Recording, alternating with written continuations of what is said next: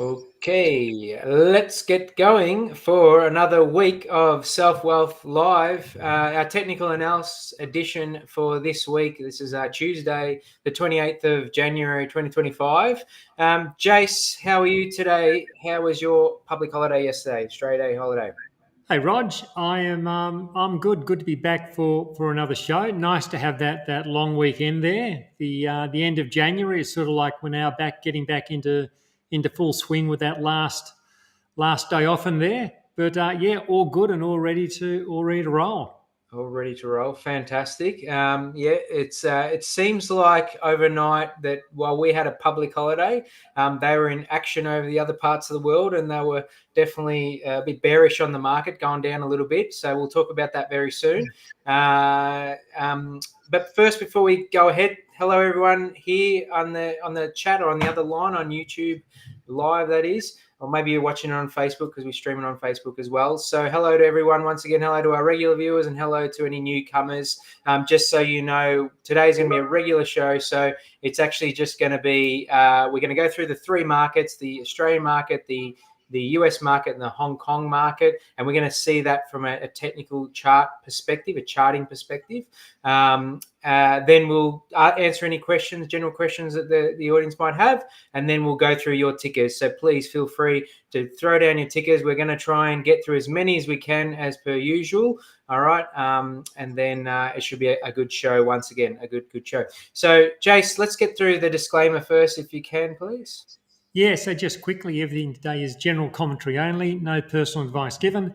And let me just quickly put up this disclaimer that we do each week. And the other important point to note is that I'm not part of Selfwealth. My business is called Motion Trader. So my details are up the top, licensing, etc. And just beneath there, you'll see Selfwealth's details, licensing, and the general commentary. Note, again, just to be clear about that. All right, fantastic. Thanks, Jace. So thanks, Marcus. We love you guys coming back every week and enjoying and engaging with us as well, right? So, and just so you know that I'm serious, I did read one of the comments last week saying that my audio is a little bit faint, which is fine. So went out and I turned pro anyway, and I got myself a much more decent microphone here. It won't be in your way though, because like many other podcasters have it right here. I'll have it just here on the side. So hopefully you guys can hear me a lot clearer now that I'm going pro after a year and a half. You know, you made it when you get yourself a microphone there, don't you, Jace? You do. I've got the same mic as Rog. So, but yeah. Look, yeah, IT with these when we do these remote catch ups, so they can always be a little bit tricky at times. So, yeah, any feedback you give us, it's great. We can try and tweak things and get it working as best possible. Fantastic. We've gone without error so far. So let's get on to this Aussie market then, Jace. Mm-hmm. What's happened overnight while Australia has been celebrating their National Day? Okay, well, let's start with the ASX 200. We'll get on to those US markets in a moment. And look, the ASX 200, it's really only, it's a fraction above where it was last week when we were speaking. Only probably less than 0.5% above where it was this time last week. But I think there have been some really important developments. And this is also the case in the US markets. And as I said, we'll go through that in a moment. But just starting with this chart here of the ASX 200. Now, there's always people who are bearish the market, who are looking for the market to top out. And I think for anyone who was bearish, the big hope was the potential of this being what we call a head and shoulders pattern, one of those classic technical patterns where this area where the cursor is, that being the left shoulder, and then we have the head of the pattern. And then it was potentially the development of a right shoulder over here where I've got the cursor now. And these patterns sometimes appear around market tops, and they can be a warning of an approaching turning point. But I think the price action that we've seen over the last week, I think that really does close the window on that possibility. And what we have here now is the ASX 200 is starting to near its December peak. So I think it really does start to disengage that head and shoulder structure. Now, if one of these structures is going to work, what would generally see during this what we call the right shoulder, what would generally see would be the buying interest would within the rally, within this right shoulder, would start to weaken, and then that would be met with enthusiastic selling.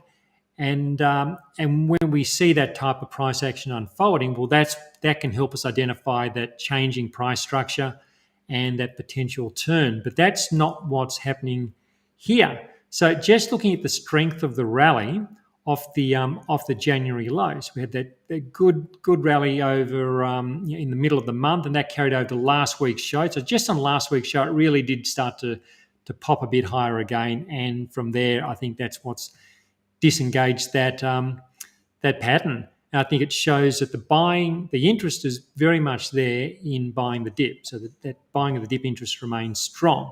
I think if the bearish scenario was gaining traction, I think prices probably should have peaked probably around that January high point. Probably should have lost momentum there, and we should now be focusing on these lows from mid-Jan and early Jan. But that's not what's happening here. It's market's performing quite well today, despite what you said. There's some volatility in the US market, yet the local market is holding in quite well today. I think that, well, look, as I was saying last week, my bias in these situations, it's always to default to the underlying trend or the prevailing trend, which over the last 12 months has been this rising, upward sloping trend. With the moving averages have been very much upward sloping through the course of the year. And whilst those moving averages remain positive, so I've got the 50-day, I've got the 100-day moving averages, and whilst the ASX 200 is generally holding above those rising moving averages, until there's a clear breakdown, I think the case remains for staying long stocks. That hasn't changed really since we were back here in November 2023. The thing to remember is that every bullish trend is going to come into question at some point. And we've had these sell-offs through the year where the bullish trend does come into question, and this is when we do get those temporary pauses in momentum, prices pull back. And that's what I think we've been experiencing over the last few weeks with this pullback to the moving averages. And I think when we do get these periods, there is cause for some extra caution. I think that's justified. And this is also where the trends can potentially reverse. So that's what we're talking about, the potential of this being a reversal pattern, so being aware of the price structure. But I don't want to sell my portfolio and go to cash at every hint of trouble. Like there's been hints of trouble like several times through the last year, but none of them have turned into a really structural change in the market. If I'm going to stay on big trends, I think you've got to be prepared to be able to see off these periods of volatility, and have a strategy that helps you stay on these big trends, because that's where I make my money. I make my money by staying on these big trends. As I was saying, I think we were talking about last week, I'm happy holding onto the stocks in my portfolio that remain in their uptrends. I'm continuing to manage them with the wide trailing stops we talk about quite a bit, and the wide trailing stops. That's what helps us see off these pullbacks that do come back to the moving averages and sometimes a bit below. But the wide stops, they help us see off those sell-offs. But they do give us an out if those sell-offs do intensify and extend lower. I'm also moving some cash from the sidelines back into the market just with this rally over the last couple of weeks. I think the price action's shaping up in a positive way. So I'm bringing some money back off the sidelines where I'd been a bit cautious just through that December sell-off. I think the odds are favouring higher levels in the weeks ahead. It's good to hear. All right, well, let's have a look. It's obviously Aussie market's starting to post a bit of a recovery today, but let's have a look what's happening in the US then. So S&P 500, and this has been full of surprises. So 2 weeks ago, we had this false break to the downside. So we had this. So let's just step back. We had the December high. Prices had a pullback to the moving averages. Nothing unusual there. Got this nice sideways coiling pattern or a compression in the price action. And from that compression, we had this short-lived break to the downside. Break didn't hold, didn't stick for too long. It was really only a day breakdown. and prices quickly reversed, came back within the range. So I'll come back. I'll talk a little bit more about the S&P 500 in a moment, but I just want to quickly talk about false breaks, as we saw a couple of weeks ago, because these are really interesting, and we do see them reasonably frequently in markets, and I think they can give us some really good insights to what the market might be doing. And this is a great example of how false breaks can be an excellent indicator to the market's next move.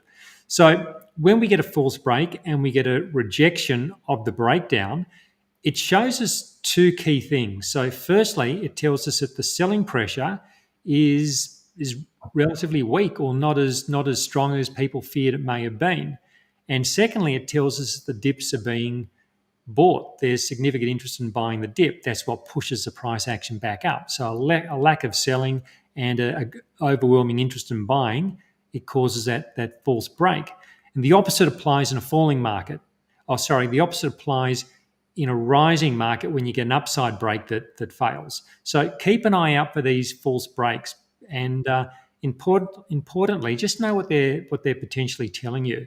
I think they give us that good insight that the market could be doing the opposite to what people initially fear. Just looking at the structure of this chart of the S&P 500, so prices are again rallying off the moving averages.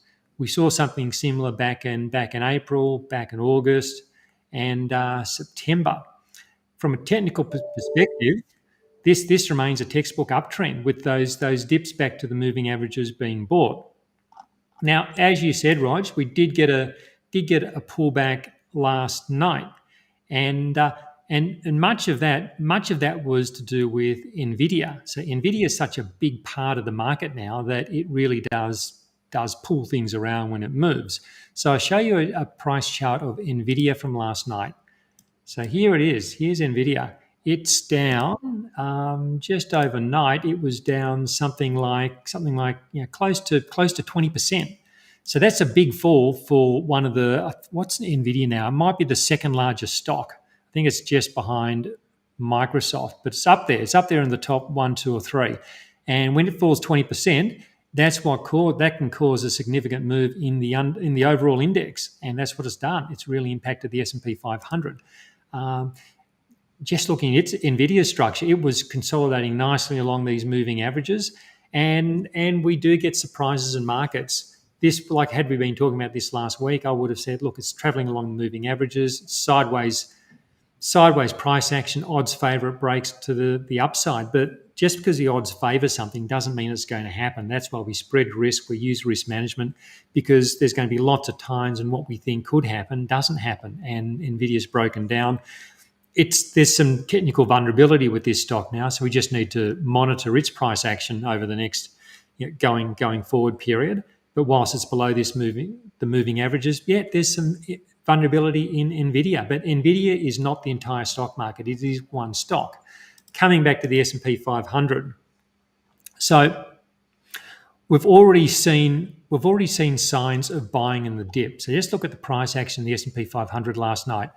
It opened on its lows and it's closed on its highs. So the S&P 500 has not broken down. Nvidia, you could say, look, there's potentially a breakdown going on, but that's not the case for the overall market, at least not at this point.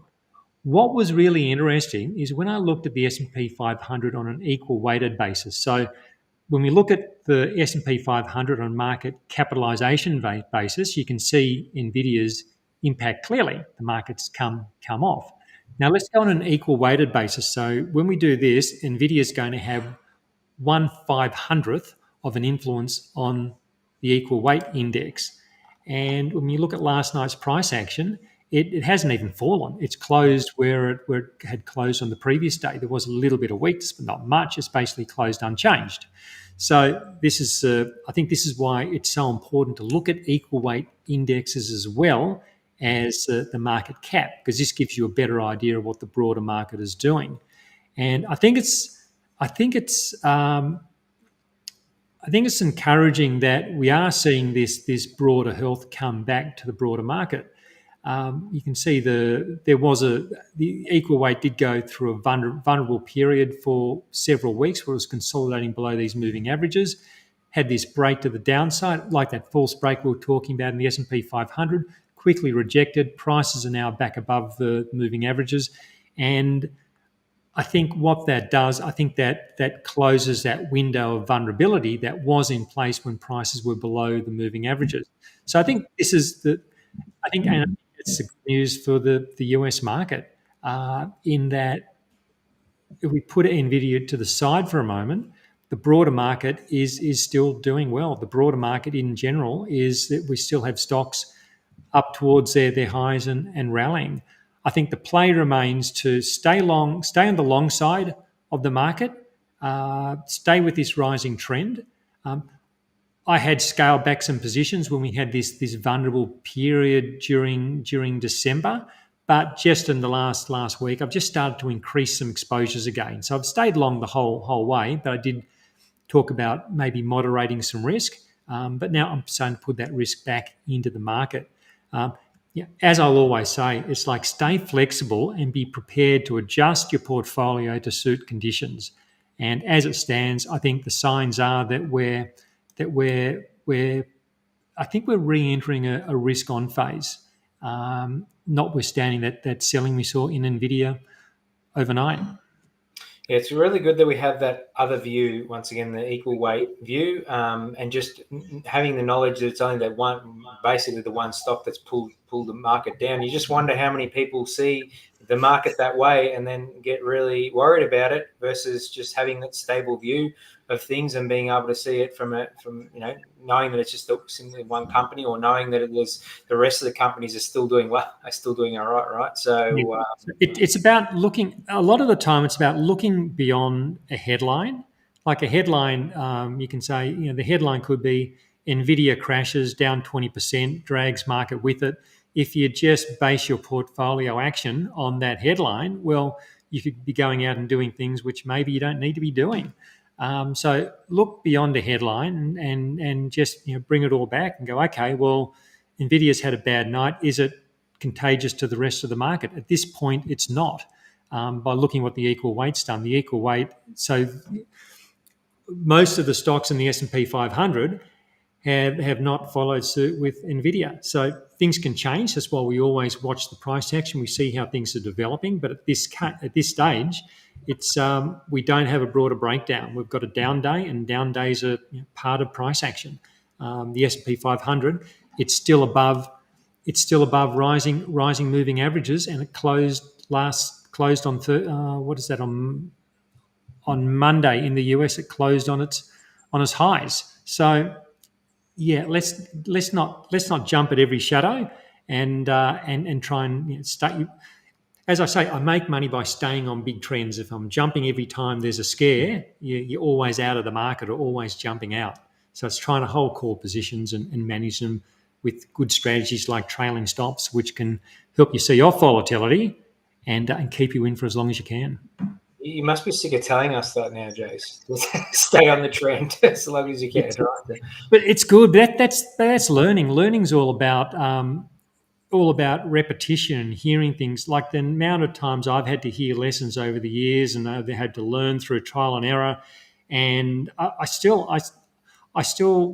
read things from some of the great traders who write books, and I'll read their stuff. It's all stuff I've heard before. There's nothing. I'm rarely reading anything new, but it all reinforces my own thinking and my own experience, and that's what helps us stay on track when we keep reinforcing good rules. Rather than if you read something good, hear something good, go, yeah, that makes sense, and then you don't hear it again, and then you get bombarded with a whole lot of stuff which might lead you astray. This is why we want to come back. Just keep reinforcing, and it's good things. I like talking about it. Hopefully, people like listening to it. That's it, reinforcing those good beliefs, 100%. So, all right, let's have a look at the Hong Kong market now. Then, what's that doing? Well, the encouraging thing here is that the Hang Seng is holding on to its recent gains. So, had the rally from 10th of January, or 13th of January, had a nice rally. So far, it's holding onto those gains. This is different from the last two rallies, which we saw back in, we can call this one back in December, and then there was a bit of a rally, quick rally back in November, and they quickly fell back on themselves, and market went down a new low. So what's different this time is so far it's holding on to those gains. So that's on the positive side. For me, this is still one just to watch. This could continue just to chop back and forth for some time, for weeks or months. There are some tentative signs that the buyers are starting to be a little bit more active on the dips. But look, I don't think there's a hurry to race in and do much just yet. And that's reinforced when we look at the Chinese market. And this doesn't look as encouraging as the Hang Seng does.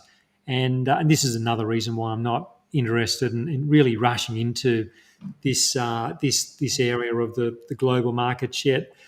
I don't like this ongoing consolidation below the moving averages. So the 50 and the 100-day moving averages, they're starting to roll. Well, actually, it's a 50-day on top and the 100 beneath it. They're starting to roll over. Prices consolidating beneath them. So that opens up a window of vulnerability. Vulnerability doesn't mean a market is going to fall, but it means it's just in a structural position which that has increased probability of rolling over and going to the downside. I prefer markets which consolidate above moving averages, not below. I think we really need to see this. First step is getting back above the moving averages. Then after that, it's getting above the December high. I'd rather wait for clear signals of strength rather than trying to pick a low. People love trying to pick the lows.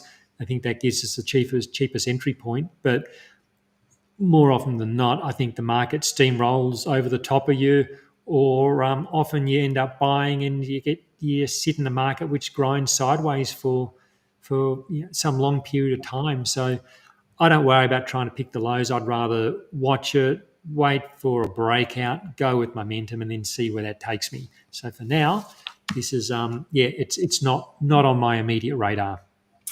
All right. Thank you very much for those market overviews, Jason. Let's go on to a viewer question now. This one's from Michael. So if you've got any general questions at all, then feel free to pop them in the chat now, and then we'll go to them. Otherwise, we'll go to the tickers afterwards. But this is a bit of a long question, so hear me out here. And it talks about PE ratios. So I'll try and repeat it and summarize best as I can.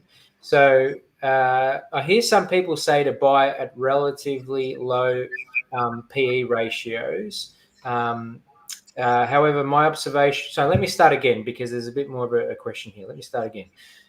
Could you please ask Jason to comment on his observations of relative PE ratios of a stock during the various stages of a stock? I hear some people say to buy at relatively low PE. However, my observation is that a relative PE is often high when a stock is trending up. Does he observe that as well in his long professional career? So do you observe that? I'm starting to see a lot of discrepancies in so-called value investing. The market is forward-looking, and yet value investing tends to look at and compare to a stock's history and is often too slow to react compared to the following trend, which is much closer to reading and reacting to the current market. Jace, what are your thoughts? Yeah, well, look, I'm not a fundamental investor. I base my portfolio is built around momentum, around price action, spreading risk, managing that risk with strategies like trailing stops. So I don't pay a whole lot of attention to a stock's PE ratio, but that is generally how it works. As a stock trends higher, the PE ratio will often get larger, and I don't. Occasionally I'll look at a stock's PE ratio. Often that's when I'm going to talk about it.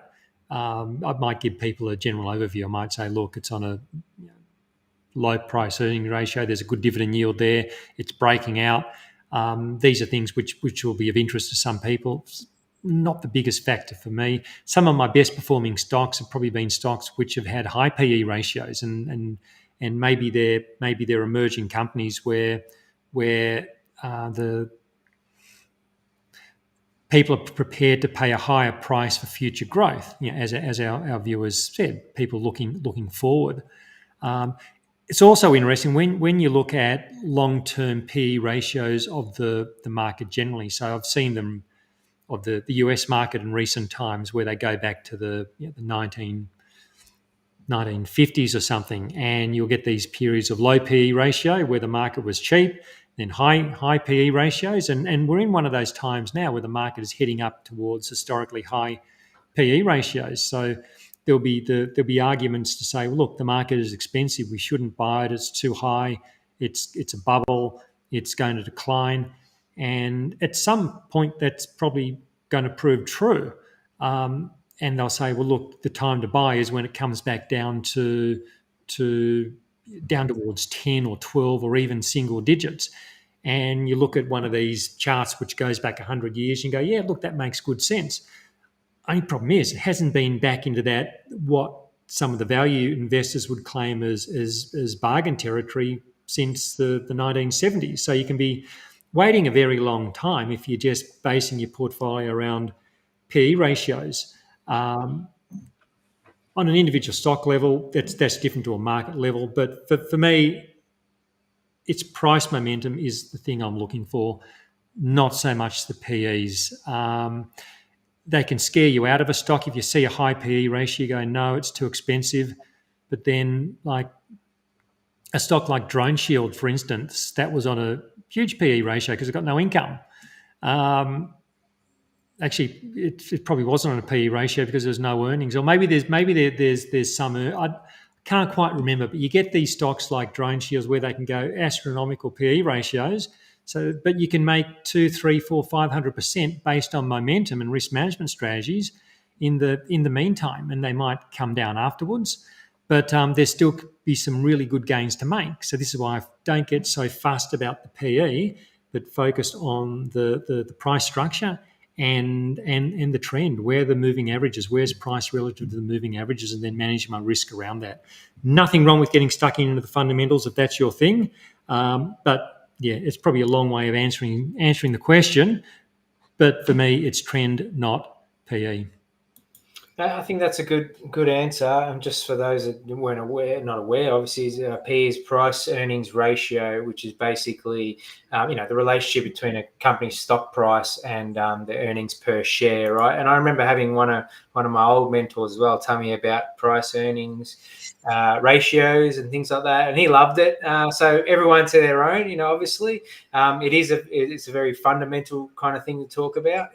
But as you said, Jason, if you want opportunities right now, the PE ratios are probably quite high because the market's at all-time highs. So it's one of those things that you've got to sort of you've got to work on the strategy you want. You might want to add that into your technicals if that helps. But I think you're on the money there with what you've said there, Jay. So good response. Hopefully that's helped, Michael. All right, let's have a look. PE ratio. Devena just said PE ratio for Drone was 35.79. Wow. Do you know what the average is at the moment, Jace, of the companies roughly?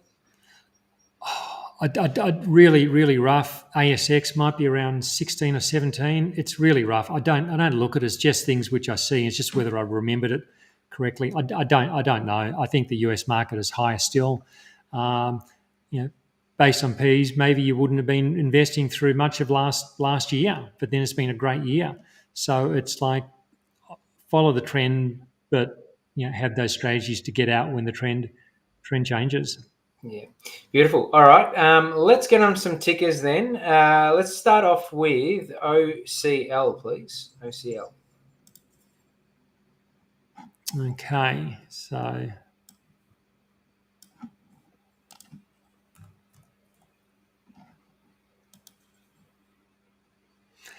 this I've got some of this stock myself. And now, whenever I say that, it doesn't mean that it's a special stock because I buy plenty of stocks which I sell at a loss.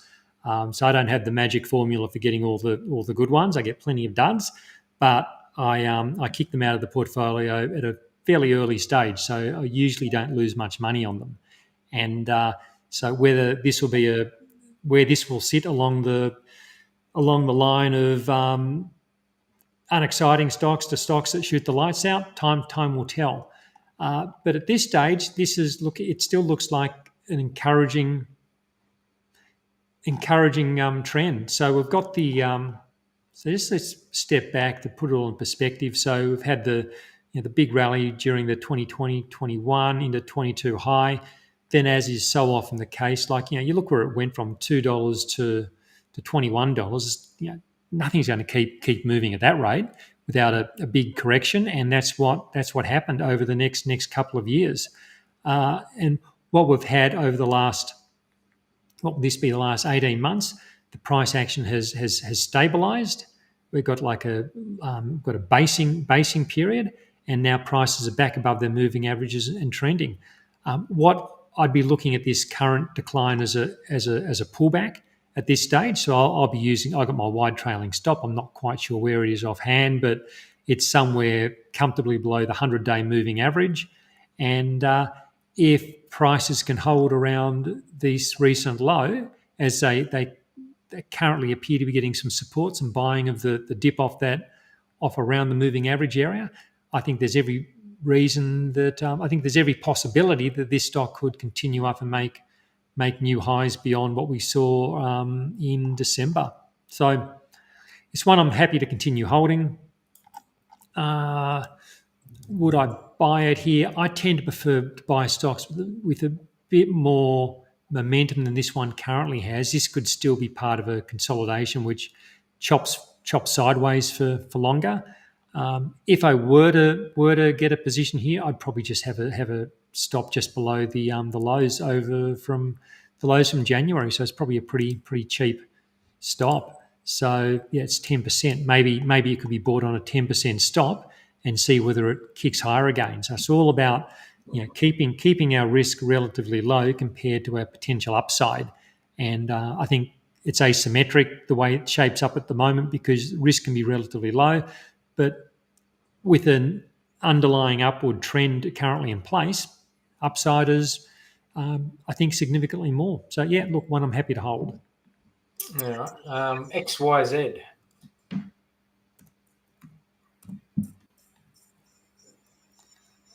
Look. Well, actually, this is a US listing. Let's go for the Aussie listing. The US listing is probably better to look at, actually. Yeah, looking at the Aussie one, the structure is good. So look, there's I've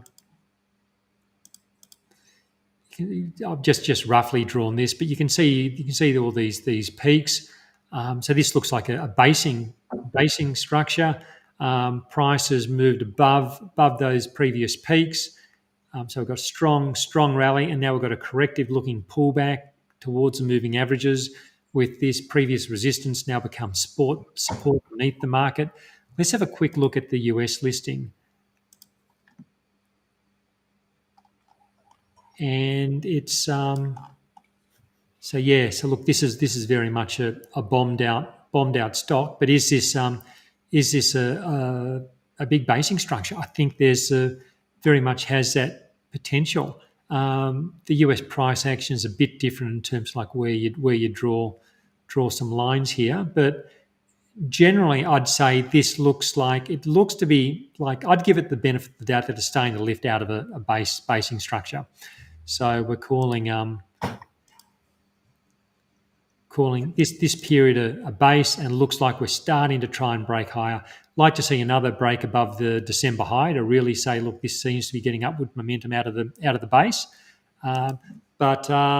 Yeah, look, I think it's an encouraging one, and I think it's got the potential to go higher. All right. Let's go with IDX now, please. The price is looking to be compressing. Yeah, very much compressing along the moving averages.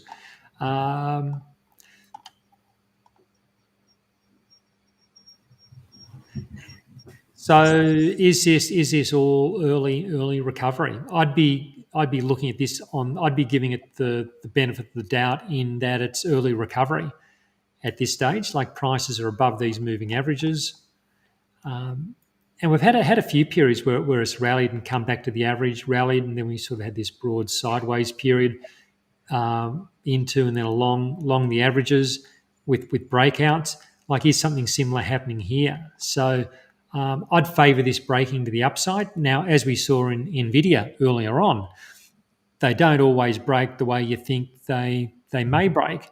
So there's never any sure things with these things. This could break down, but at the moment, I'd be favouring the incumbent trend, which is up, and I'd be favouring that this is a temporary pause before higher levels. So if I had this stock, I'd be happy holding it.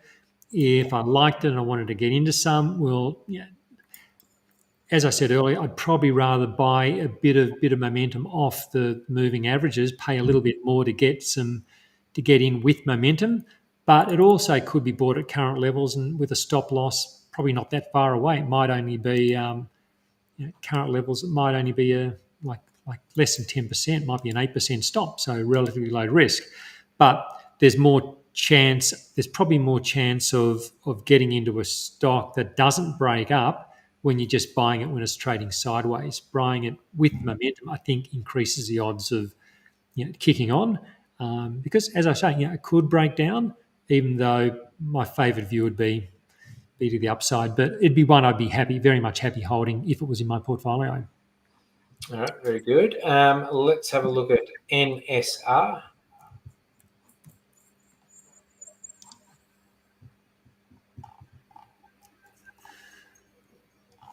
Well, this is So we could be looking at this from the perspective of like, is this still just trading within a big range?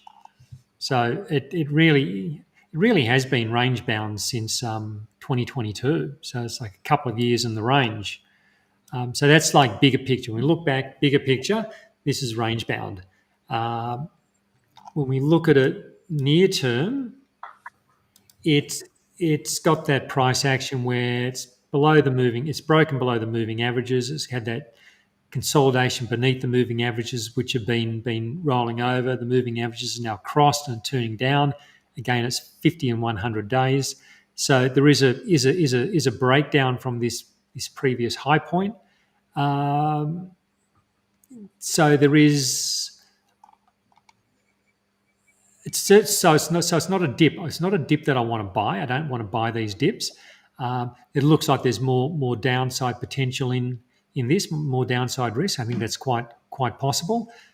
But then, is it still just chop within this broader trading range? Just like we saw this previous sell-off during our mid 23, where we had the below the moving averages and the selling.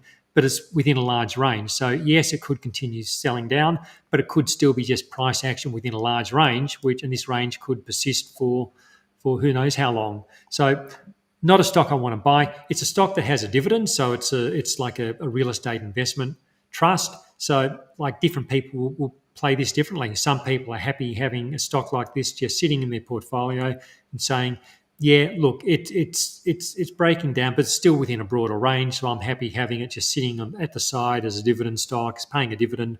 I'm being paid to wait out this range, which could break to the top side at some point. There could be other people who are more tactical and say, look, it's there's no momentum there for now. I'm going to take the money out and jump into something else which has momentum. So really, there can be different ways to look at this, but it's not a stock in a downtrend. In an overall downtrend, there's near-term downward momentum, but it's within a larger trading range. So not a stock I want to buy, but as I say, there's different ways to play it. All right, fantastic. What about ARB?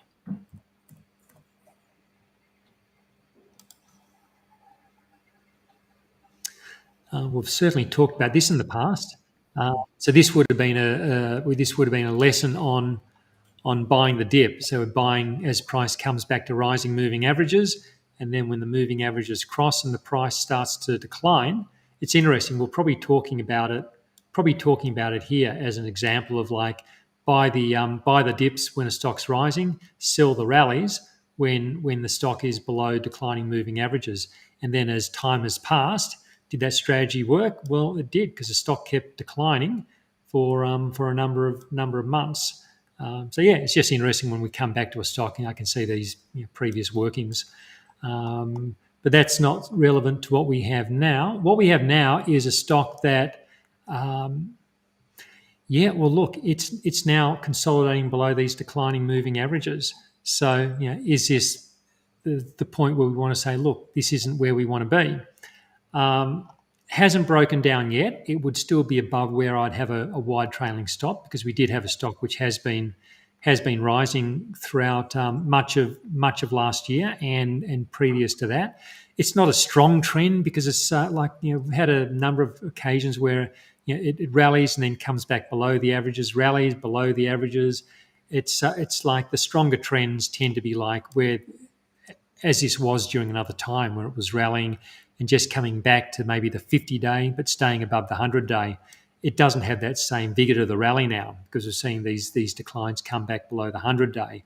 And now we've got consolidation below declining moving averages, which opens a window of vulnerability. Doesn't mean it's going to break down. A wide trailing stop could still see off a consolidation, but not a dip I want to buy.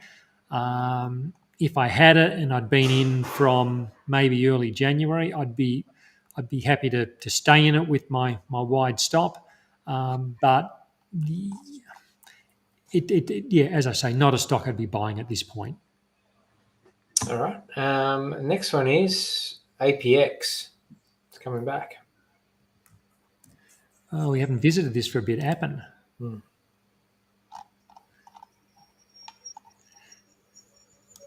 Yes. So.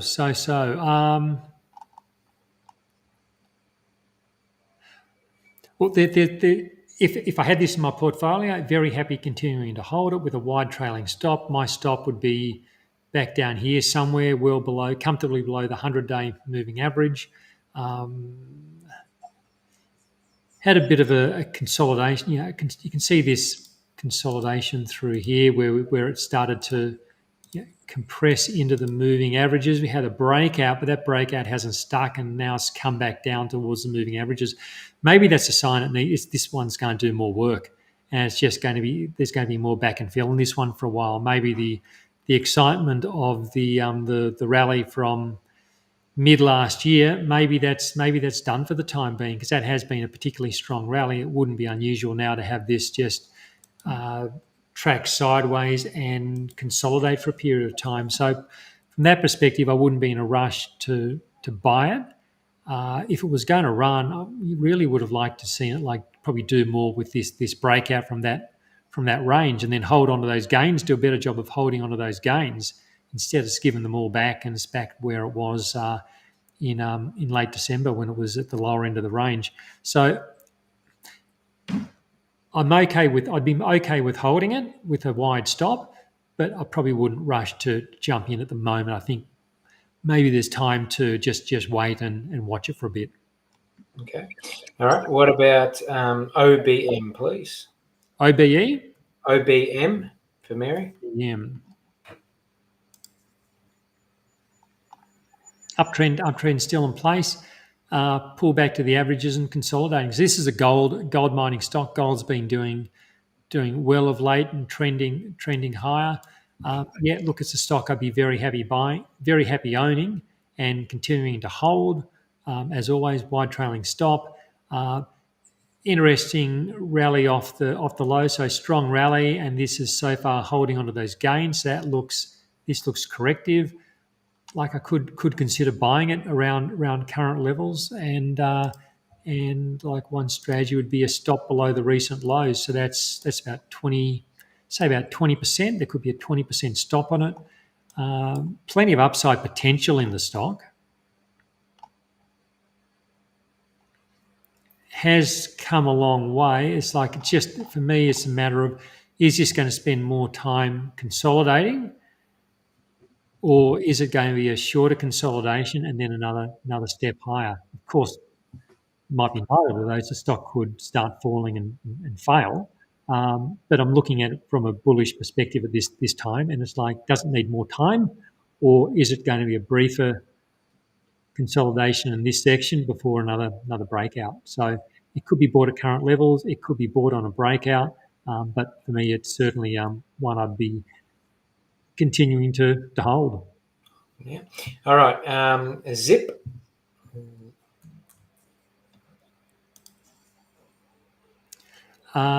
This is a nice consolidation at the moment. It's come a long way, hasn't it? This one from its lows of 23 cents up to over $3. So that's a tenfold rally thereabouts. So it's a big advance from the lows. It's like trends up. If I had it, I'd keep holding it. Wide trailing stop below the 100-day moving average. I'd be at this point. I'm looking at it from a bullish perspective that this is a consolidation of the previous trend, and the odds favour a break to the upside. Price action today is interesting, where you can see where it opened, it's sold off, and then the buying's immediately come back in, and it's up on its highs. So that's suggesting there's plenty of interest on buying the dip in this one. Like, it could be bought at current levels. Like, say it was bought at where it currently is, a stop below the 100-day moving average, below the low from below January's low. Maybe it's a 15% stop. So that seems like good risk reward for this sort of stock. So 15% stop, and then you say, well, look, how high could it go? Yeah, look, should it rally up towards above $5? Maybe there's 50, 60, 70 plus percent in it. So for a 15% stop loss, it seems like it'd be there's certainly some merit to buying at current levels. Of course, it could go sideways for longer. It could break down, but we're playing risk versus reward, and I think there's a play there. Like, will it turn out to be something like we saw back in the early stages of 24? We had the strong rally, the sideways correction into the moving averages, then another rally. That's where I think the odds favour. But as I always say, odds favour doesn't mean that it's going to happen. It just means I think odds favour. It's nice price action so far. All right, fantastic. The next one along is MOT.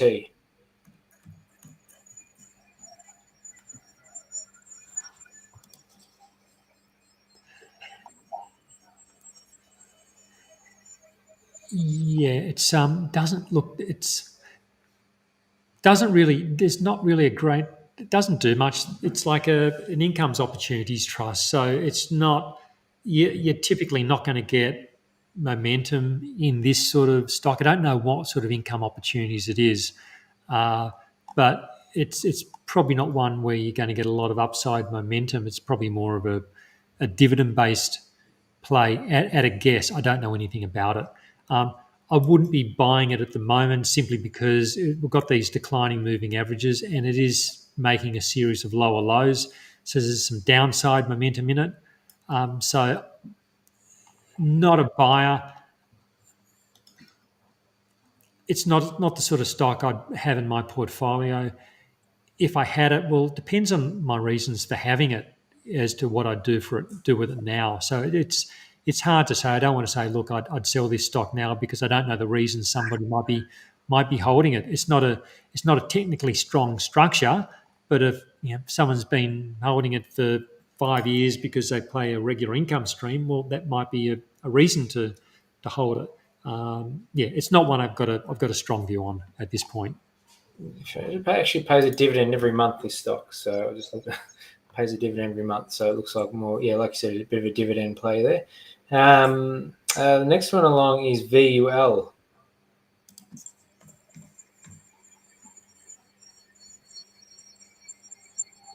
I'd just say, just before we do to that, I'd probably just say one thing about income plays. I think a mistake a lot of people made with Telstra during the 90s was they said, or it might have even been during the 2000s, they said, look, this is an income play. We don't care about the price action, which kept falling for some time and fell a long way because we're in it for the dividend. But yeah, great, you can pick up your 7% dividend, but if you're losing 20, 30% in capital a year, the dividend's not necessarily going to help. So dividend plays are great, but I'd also be thinking about the underlying chart structure too, like how much downside am I prepared to sit with? Is this a buy and hold for 30 years and I just ride everything through? But sometimes a dividend play goes out of business. Of course, Telstra probably wasn't ever going to go out of business, but people do buy stocks based on dividend plays, and they just keep holding, they keep writing them down and down and down and down, and then one day they don't trade anymore. So I'm not saying that's the case with this one or any stock in particular, but for me, there's no forever stocks. So it's just being aware that, okay, I'm in it for the dividend, I'm in it for the income, but I've got to know what I've got to have. For me, I've got to have some risk management around the underlying capital as well. So, like, how long do I give an income opportunity to how much room do I give it to move around before I say, look, I want to protect my capital. So, it's not nothing in particular about this stock. It's just a general comment about the way people sometimes approach income stocks. I think protecting capital is also part of the play, not just about getting an income, a nice dividend from them. So good. Be mindful of that. It's good to be mindful, of course. Yeah. So going over to Vulcan.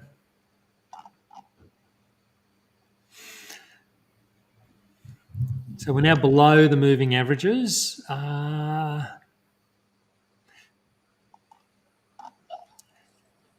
It's probably going to be getting close to about as far as my tolerances would go. I'm not quite sure where a calculated trailing stop on this would be. Like, this is a motion trader stock, would have probably triggered a signal back in back around May last year, just by looking at the price action. I'd be prepared to give this a bit more room. So if I'd bought this one in May, I'd be prepared to give this a bit more room, because I'll have my stops comfortably below the 100-day moving average. But the structure's weakening. It's I don't like the how quickly it came back to the moving averages. It did like skyrocket off them, and now it's come back. But I would have liked to see more stability. A base starting to form. Now it's below the averages. I certainly don't want to be buying the dip. I might give it a bit longer, but I'd know where my exit is. So if you're a motion trader member and this is a motion trader stock, there's a calculated exit level. So it's just a matter of looking at that. And for me, that would be my exit point.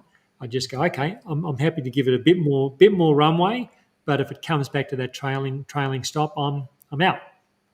And if it rallies later on, well, great, I can go back and look at it sometime in the future. But my priority will be swinging to protecting capital rather than chasing upside at this point. So I know where my exit is. I'm not buying the dip, and I'm ready to sell when need be. All right, let's have a look at. This is the thing, Rog. Every promising trend doesn't turn into a triple-digit gain. Plenty of promising trends will fall back on themselves and just turn out to be a moderate profit or maybe even a moderate loss. And that's okay. There's nothing wrong with you might be up 20, 30% and you end up selling you might lose 5%, and that's okay. And some people will say, you can never let a loss some people will say you can never let a profit turn into a loss. But in the interest of trying to stay on a potentially large trend, I don't mind giving back 30% and going a little bit into the red. It's don't have an issue with that. It's because it's big trends which really run. That's where I make the money, and we've always got to be prepared. There are going to be lots of false starts. Stocks that look the real deal, but then their trends just fizzle. This may be one of those ones that just fizzle, and it's starting to shape up like that's looking more likely. Don't worry about them. You just brush them to the side, protect the capital, go, okay, that one didn't work, next. And you look for the next setup with potential, and you keep playing the game over and over again. Lose a little, make a lot. That's the game.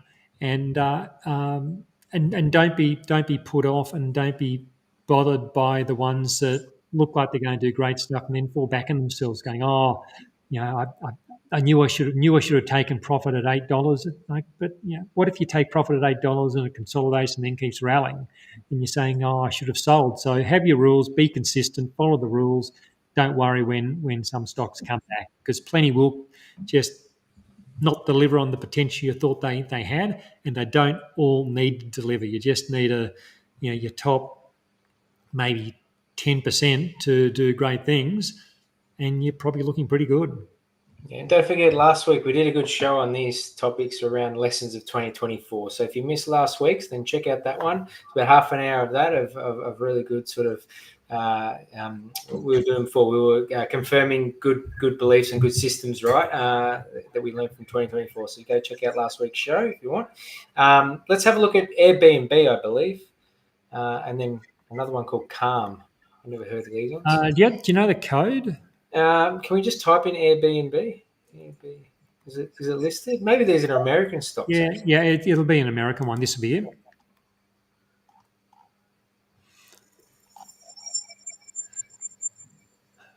Look, I'm just not enthusiastic about it. It's not doing a great deal. There's price action goes back to 2021, and it really hasn't been a trending stock during any of that time. Look, is this the makings of something? Have we had a rally? We're having a consolidation, maybe another rally, but there's not much to go on here at this point. I'd leave this one alone for now. It could turn into something, but it's just not for me. It's not a clear cut opportunity at this point. All right. The next one we want to look at is Calm. So CALM.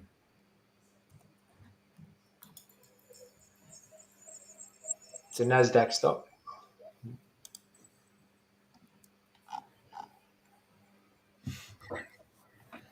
And this is why we let trends run, and this is why we give them room to move.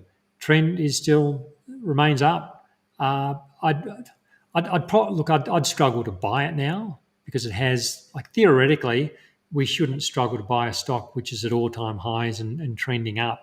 But nonetheless, it's like after such a strong rally, I'd probably balk at buying it because I wonder, look, where's my stop loss need to be, and is a longer period of consolidation on the horizon somewhere? So I'd probably struggle to buy it, but I'd also be entirely happy to continue holding it and just see where it goes, particularly if I was in at good levels when it was first breaking higher. Wide trailing stop below the 100-day moving average. So yes, that potentially gives back a good portion of the most recent gains, but that's okay because I'm aiming to capture this big middle section, and the top section. Well, I just got to give that back. So I'd be happy to hold this one and let it keep running. All right, fantastic. Let's have a look at DXB. This is the last one, I think.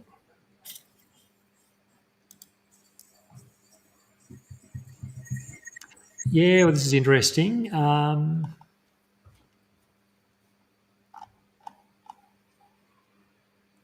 Because it has been